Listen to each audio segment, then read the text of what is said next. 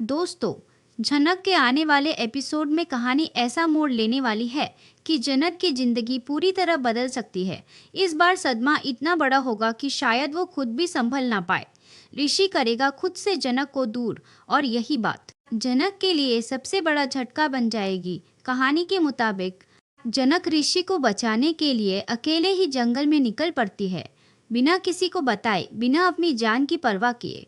उसके दिल में सिर्फ एक ही बात है, किसी भी हाल में ऋषि को सुरक्षित वापस लाना है। जंगल का माहौल डरावना है, चारों तरफ सन्नाटा, और तभी जनक का सामना होता है कुछ गुंडों से।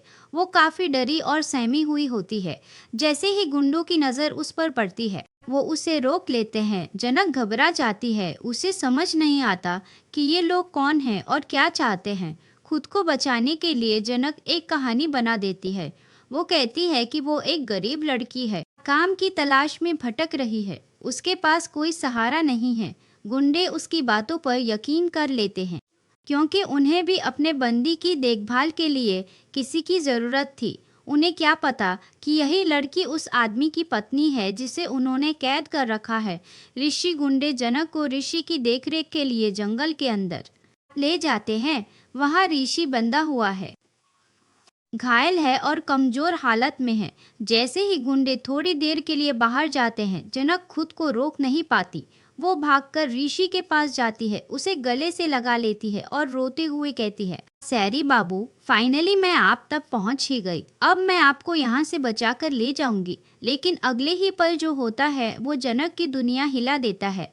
ऋषि उसे जोर से धक्का देता है और कहता है, तुम कौन हो? मुझे इस तरह गले क्यों लगा रही हो? ये सुनकर जनक के पैरों तले जमीन खिसक जाती है। उसकी आंखों में आंसू आ जाते हैं। वो कांपती आवाज में कहती है, सैरी बाबू, आप ये कैसी बातें कर रहे हैं? मैं आपकी जनक हूँ। लेकिन ऋषि का जवाब और भी दर्दनाक होता है। वो कहता है, मैं किसी भी जनक को नहीं जानता। मैं अदिति से प्यार करता हूँ और मुझे उसके पास जाना है। ये शब्द जनक के दिल को चीर देते हैं। जिस इंसान के लिए वो अपनी जान दांव पर लगाकर आई, वही उसे पहचान नहीं पा रहा। उसे समझ में आ जाता है कि ऋषि अपनी याददाश्त खो चुका है। फिर भी जनक खुद को संभालती है। वो फैसला करती है कि अभी सच बताने का सही वक्त नहीं है। फिलहाल वो ऋषि से वादा करती है कि वो उसे अदिति से मिलवाएगी। अंदर से टूट चुकी जनक बाहर से मजबूत बनने की कोशिश करती है। लेकिन आने वाले ट्रैक में जनक की जिंदगी में बहुत बड़ा तूफान आने वाला है। एक तरफ उसकी शादी और उसका रिश्ता खतरे में है, दूसरी तरफ अदिति ऋषि के करीब आने की पूरी कोशिश करेगी। अगर ऋषि की याददाश्त तो वापस नहीं आई, तो क्या सच में अदिति और ऋषि एक हो जाएंगे? सबसे बड़ा सवाल यही है, क्या ऋषि की मेमोरी कभी लौटेगी?